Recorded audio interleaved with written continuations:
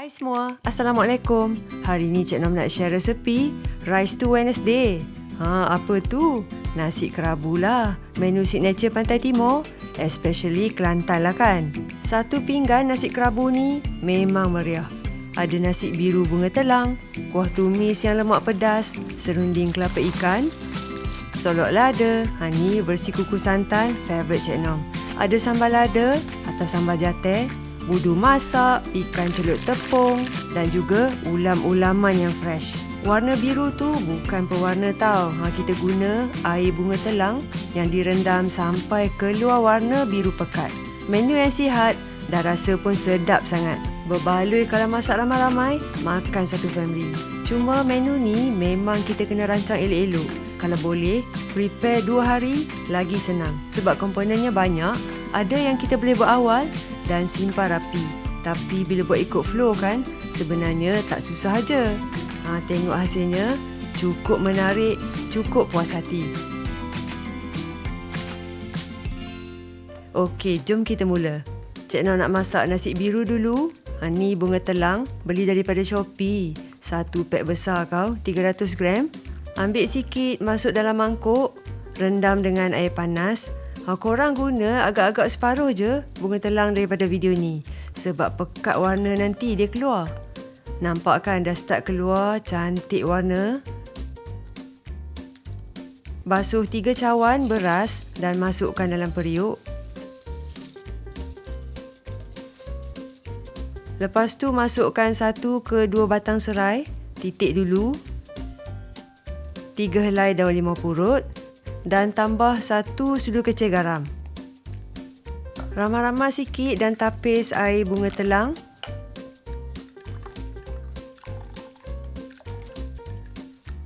Tuanglah 4,5 ke 5 cawan ataupun 1 ruas air dan masaklah nasi tu macam biasa. Okey, next kita buat kuah tumis. Sediakan 6 biji bawang merah kecil,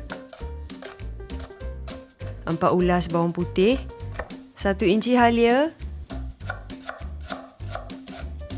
1 inci lengkuas, 1 batang serai dan juga 6 tangkai cili kering. Cili kering ni rendam dulu sampai lembut. Kisar halus bahan-bahan ni semua, masuk dalam blender.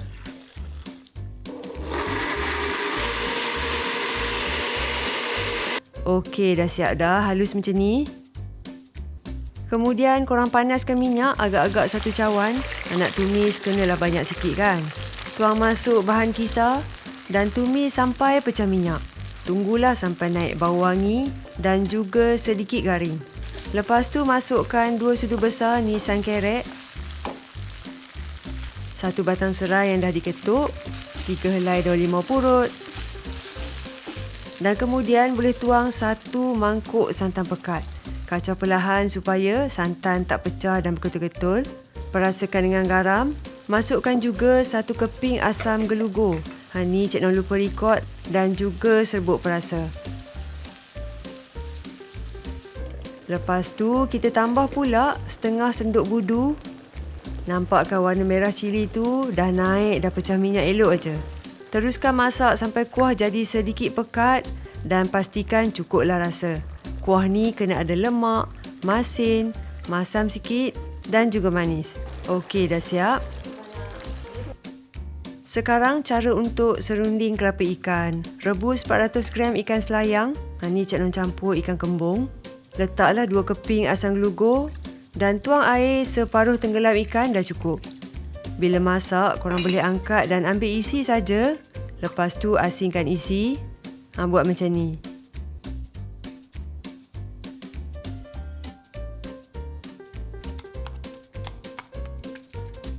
Nak masak serunding ni, kita hiris 3 batang serai, 1 inci lengkuas, 1 inci halia, 1 biji bawang besar. Ni sebab bawang besar tu tak besar sangat, tambah sikitlah bawang kecil. Setengah sudu besar lada hitam dan kisar halus dengan sedikit air.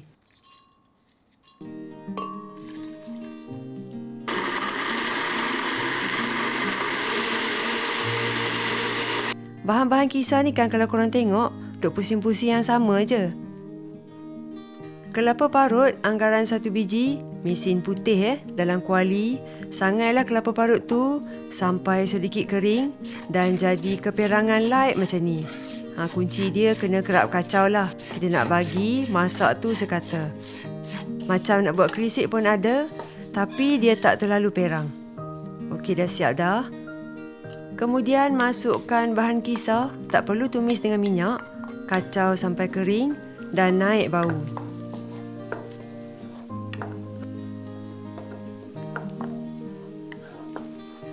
Ini isi ikan kita ramas-ramas je biar berketul halus. Masukkan dalam bahan tumisan. Tambah setengah ke 1 keping nisang kerek. Tambah garam dan juga serbuk perasa. Masak sampai serunding ni sedikit berderai dan juga sebati. Yang penting kita berhenti bila dia masih lembab-lembab sikit. Jangan terlalu rangup ataupun terlalu kering. Kalau over kering jadi kurang best lah makan nanti. Boleh gaul-gaul je dengan tangan lepas tutup api. Untuk solok lada, kita guna isi ikan mentah. Tapi Cik Nong tengok ada je resepi orang guna ikan rebus. Ambil 200 gram ikan selayang, agak dalam 4 ekor. Buang tulang dan ambil filet. Ada kot cara senang nak ambil filet isi ikan ni. Korang cubalah Google. Sebab Cik Nong pun agak struggle juga ni. Lepas tu ambil 5 biji bawang merah kecil, 4 ulas bawang putih dan juga 1 inci halia. Filet ikan tadi masuk dalam blender. Masukkan bawang halia dan juga biji lada hitam. Lepas tu kisar jadi paste pekat yang halus. Kalau perlu tambah sikit je air, jangan banyak. Gaulkan bahan kisar dengan kelapa parut anggaran setengah biji. Lepas tu masukkan garam, serbuk perasa, serbuk sedap ke apa nak tambah boleh, dan juga gula. Sebab itulah orang Kelantan manis-manis saja diorang. Gaul sebati dan rehatkan dalam peti sejuk. Sementara korang boleh belah 6 ke 8 biji solok lada hijau. Lada solok hijau. Belah melintang pangkal cili tapi jangan putus. Kemudian tarik potong garis halus. Senanglah nak sumbat inti nanti. Inti kan lepas kita sejukkan dia jadi lebih firm. Senanglah nak sumbat masuk dalam cili. Dan satu lagi resepi inti ni kita tak guna telur. Sejukkan saja dah cukup. Sumbat masuk dalam lada solok ni biar buncit terkeluar sikit. Tekan-tekan kemaskan.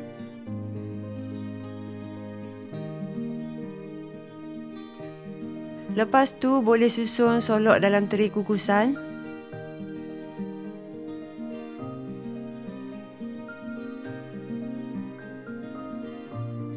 Cik Nom tabur sikit dengan garam halus dan kemudian tuang santan kotak 200 ml.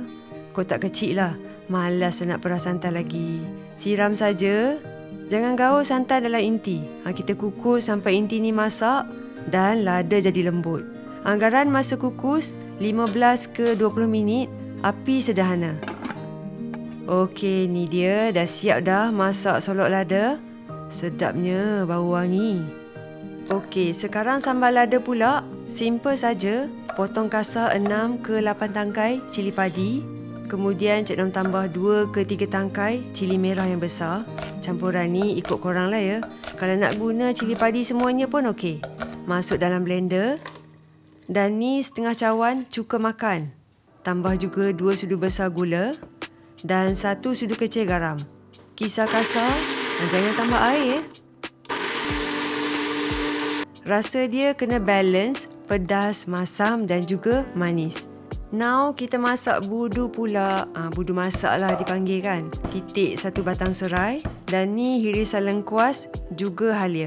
Budu, tak ada budu tak jadilah nasi kerabu ni. Tuang agak setengah cawan. Masukkan serai, lengkuas dan juga halia tadi. Tambah 1 keping nisang kerek. Budu ni janganlah masin semata-mata. Dia kena ada lemak, dia kena ada manis yang seimbang. Dan juga air anggaran 1/4 cawan macam tu. Masak atas api kecil dan korang kacau lah sampai nisan tu larut. Biarkan sampai sedikit pekat dan naik bau wangi. Okey, untuk ikan celup tepung, bersihkan ikan kembung, toskan kering. Ni Cik Nom kelar sikit. Gaul dengan serbuk kunyit dan juga garam.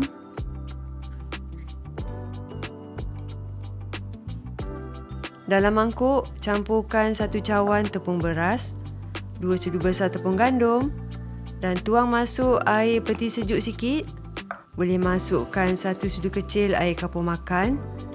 Ni 1 sudu kecil cukup makan. Kalau ada boleh letak, kalau tak ada boleh skip. Dan tambah 1 biji telur. Lepas tu masukkan garam. Serbuk kunyit tambah sikit aja. Air korang boleh adjust sikit demi sedikit sampai dapat bancuhan yang sederhana pekat. Ni agak cair sebenarnya.